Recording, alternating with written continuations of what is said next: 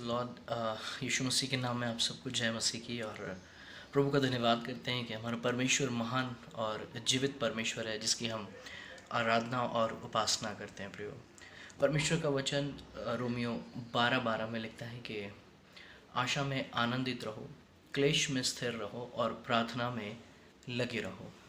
बड़ा ही सुंदर वचन है। और पौलुस जब इस बात को लिखता है, ना केवल वो उसको कलम से लिख रहा है, लेकिन वो उस बात को अपने जीवन में महसूस करता है। वो इस बात को अपने जीवन में एक्सपीरियंस करता है कि वाकई में परमेश्वर हमारे जीवन के अंदर इन तीनों बातों में हमें स्थिरता देता है। कब देता है? जब हमें परमेश्वर का वचन कह रहा है वहाँ के आशा में आनंदित रहो। किस तरह की आशा के बारे में परमेश्वर का वचन बात करता है प्रियो? आशा या उम्मीद वो नहीं कि बहुत जल्दी कुछ मेरे जीवन में अच्छा होगा या ठीक हो जाएगा, लेकिन आशा या उम्मीद वो है कि हम उस मसीह की बाट जोते हैं जो उस स्वर्ग से आने वाला है, और जब वो आएगा तो हम सब बदल जाएंगे। जब वो आएगा तो ये तंबू सरी का घर गिराया जाएगा, तब हम उसको आमने सामने देखेंगे। जब वो आएगा तब बहुत सारी बातें परमेश्वर का वचन हमें बताता है, और बहुत सी चीज़ों को हमारे सामने परमेश्वर का वचन खुलासा करता है प्रियो। और जब मसीह आएगा तब कुछ बातें परमेश्वर के वचन में लिखी हुई वो धीरे धीरे धीरे पूरी होती चली जाएंगी। और आज के समय में हम देखते हैं कि कैसे वो सारी बातें, भविष्य वक्ताओं के द्वारा कही गई बातें और अन्य अन्य तरीके से कही गई बातें और ख़ुद यीशु मसीह के द्वारा कही गई बातें आज हमारे जीवन के अंदर या इस समय में हम उनको पूरा होता हुआ देखते हैं। हमारी आशा है क्या? हमारी आशा केवल कल पर है प्रियो, या हमारी आशा इस बात पर है कि हाँ ठीक है, आज का हमने खा लिया, अब कल की हम तैयारी करते हैं? क्योंकि परमेश्वर का वचन कहता है कि तुम कल की भी चिंता मत करो। क्या तुम इन आकाश के पक्षियों को नहीं देखते? ना तो वो बोते हैं ना वो काटते हैं, फिर भी ईश्वर के पिता उनको खिलाता है। तो यही आपकी और मेरी एक बड़ी आशा, एक बड़ी उम्मीद है प्रियो, कि परमेश्वर का आगमन या यीशु मसीह का आना हमारे लिए महत्वपूर्ण है।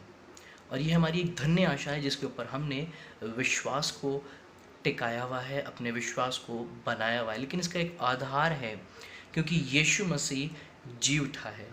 अगर यीशु मसीह जी नहीं उठता तो शायद ये आधार हमारा निराधारी हो जाता, लेकिन वो मुर्दों में से जी उठा। वो जीवित परमेश्वर है, इसलिए जो जीवित है वो आएगा, हमें साथ लेके जाएगा। ये हमारी एक धन्य आशा है प्रियो। इसलिए आशा में आनंदित रहिए, आनंद। और फिर परमेश्वर का वचन आगे कहता है कि क्लेश में स्थिर रहो। अब अचानक आप देख रहे हैं सब कुछ बड़ा अच्छा चल रहा है, चला, लेकिन अचानक से एक क्लेश ने आपको और उस पूरे संसार को घेर लिया, जिससे आप और हम वाकिफ़ हैं, जिससे आप और हम जानते और समझते हैं प्रियो।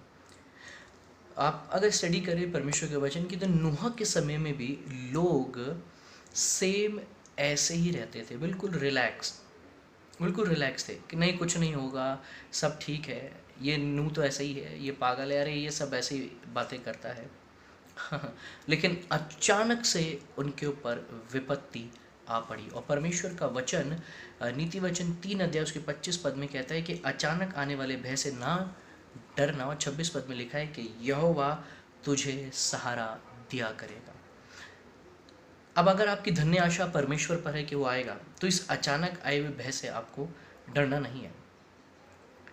नूह के समय में जैसा हुआ, अचानक से भय आया। और आज के समय में जब आप बहुत अच्छे खाते पीते, अपने काम काज करते थे, अपनी रोजी रोटी के लिए आप परिश्रम कर रहे थे, मेहनत कर रहे थे, अपनी चीज़ों के लिए आप भागा दौड़ी कर रहे थे, लेकिन अचानक आपके जीवन के अंदर एक भय, अचानक आपके जीवन के अंदर एक ऑब्स्टिकल, अचानक आपके जीवन के अंदर एक रुकावट आ गई और आपके जीवन के अंदर मायूसी आ गई। लेकिन परमेश्वर का वचन कहता है कि अचानक जब भय आता है तब तू उससे भय ना खाना, तब तुझसे डरना मत, क्योंकि यहोवा तुझे सहारा दिया करे। और केवल उन्हीं को देगा जिन्होंने उसके नाम के ऊपर विश्वास किया है। आज बहुत से ऐसे मसीह हैं जो केवल परमेश्वर के वचन के ऊपर विश्वास नहीं कर रहे। वचन क्या है? वचन स्वयं यीशु मसीह है प्रियो। वो देहधारी हुआ, उसने हमारे बीच में डेरा किया, हम उसके ऊपर विश्वास नहीं कर रहे, हम इधर उधर परेशान हुए हुए प्रियो। फिर एक और बात लिखी हुई है परमेश्वर के वचन में, और वो ये लिखी है कि क्लेश में स्थिर रहो और प्रार्थना में लगे रहो। कितनी सुंदर और महत्वपूर्ण बात परमेश्वर का वचन कहता है कि आपको और मुझे प्रार्थना में लगे रहना है।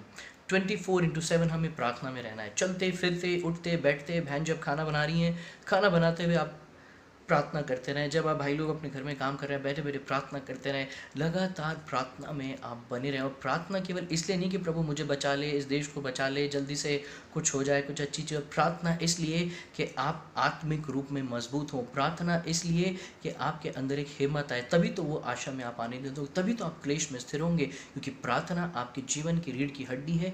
प्रार्थना आपके आत्मिक जीवन की एक रीढ़ की हड्डी है। प्रार्थना एक ऐसा साहुल है जो आपको संभाले रखता है। लेकिन जो व्यक्ति प्रार्थना नहीं करता, जो व्यक्ति अपने जीवन के अंदर परमेश्वर को धोखा देता है, जो व्यक्ति अपने जीवन के अंदर परमेश्वर का मिसयूज करता है, प्रियो, निश्चय जाने दंड उसके जीवन के अंदर रखा हुआ है।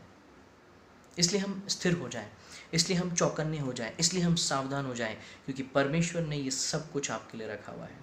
अगर आप अभी भी परमेश्वर को धोखा दे रहे हैं, अगर आप अभी भी अपने जीवन के आत्मिक जीवन को परमेश्वर के सामने लेकर नहीं आ रहे, अगर आप अभी भी आप परमेश्वर के साथ अपने समय को नहीं बिता रहे, निश्चित जानिए प्रियो, आप धोखा दे रहे हैं। आप धोखा दे रहे हैं। आप सोचें, आत्ममंथन करें, आत्मचिंतन करें कि आप कैसे परमेश्वर को धोखा दे रहे हैं। उसने आपसे बहुत प्यार किया है प्रियो।